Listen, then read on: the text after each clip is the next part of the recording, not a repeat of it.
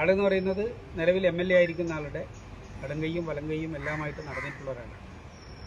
പരസ്യമായി ഇടതുപക്ഷ ജനാധിപത്യ മുന്നണി സ്ഥാനാർത്ഥി കള്ളനാണ് എന്ന് പൊതുസ്വീകരണ കേന്ദ്രങ്ങൾ നാട്ടുകാരെ നോക്കി അലറി വിളിക്കുകയും സംഘർഷ അന്തരീക്ഷം ഏതെങ്കിലും നിലക്ക് ആളുകളിൽ നിന്ന് അടിവാങ്ങി കൂട്ടിയിട്ട് ഒരു തെരഞ്ഞെടുപ്പിനെ അലങ്കോലപ്പെടുത്തുക എന്നുള്ള നിലയിൽ കാര്യങ്ങൾ ചെയ്തിട്ടുള്ള ഒരാളും. അത് വേറൊരു വിഷയമാണ്. ആ വിഷയം ഞങ്ങൾ ഉപേക്ഷിക്കുന്നില്ല. ഭാവിയിലും ആ കാര്യങ്ങളൊക്കെ പരിഗണിക്കേണ്ടി വരുന്ന ഒന്നാണ് എന്നുള്ളത് ഇവിടെ കാണാതിരിക്കാൻ വേണ്ടി പറ്റും.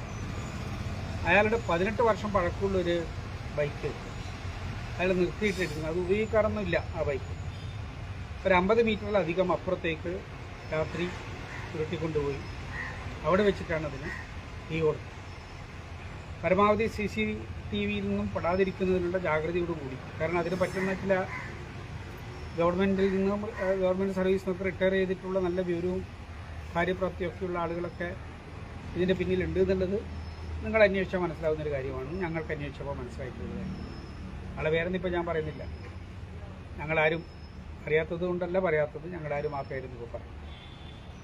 പക്ഷേ ആ വണ്ടി കത്തിച്ചു. വണ്ടി കത്തിച്ചതിനെക്കുറിച്ച് അന്ന് തന്നെ LDF എന്ന നിലക്ക് തെരഞ്ഞെടുപ്പ് കമ്മിറ്റിയുടെ കൺവീനറായിട്ടുള്ള സ്കൗട്ടി സന്തോഷം ഉൾപ്പെടെയുള്ളവർ LDFിൻ്റെ നേതാക്കന്മാരെല്ലാം മാധ്യമങ്ങളോട് പറഞ്ഞിട്ടുള്ളത് ബൈക്ക് കത്തിച്ചവരാരായാലും അവരെ കണ്ടെത്തുന്നതിന് പോലീസ് നടപടികൾ സ്വീകരിക്കണം എന്നുള്ളതാണ്.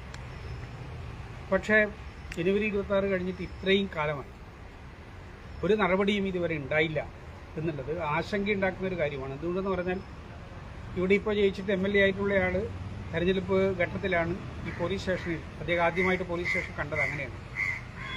അദ്ദേഹത്തിന് ഇതൊന്നും വലിയ പരിചയമുള്ളൊരു സംഗതിയാണ്. അദ്ദേഹം ഇവിടെ വന്നു പോലീസ് സ്റ്റേഷൻ്റെ ഉള്ളിൽ കയറി എന്നിട്ട് പുറത്തേക്ക് ഇറങ്ങി ഇതുപോലെ മാധ്യമപ്രവർത്തകരെ മുൻകൂട്ടി അറിയിച്ച് എല്ലായിടങ്ങളിൽ നിന്നുള്ള ആളുകളൊക്കെ വിളിച്ചു വരും.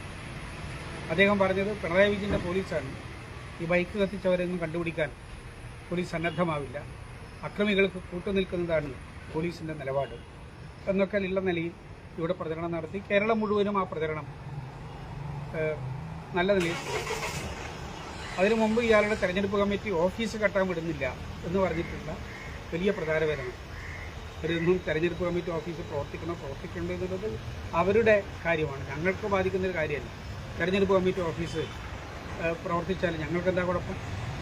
ഇവരെവിടെ കെട്ടുന്നുള്ളത് ഞങ്ങൾക്കായിരിക്കും അറിയും. പക്ഷേ പ്രചരണം നടന്നു, ഞങ്ങളെന്തോ വലിയ തടസ്സമുണ്ടാക്കി എന്നുള്ളതാണ്. ഈ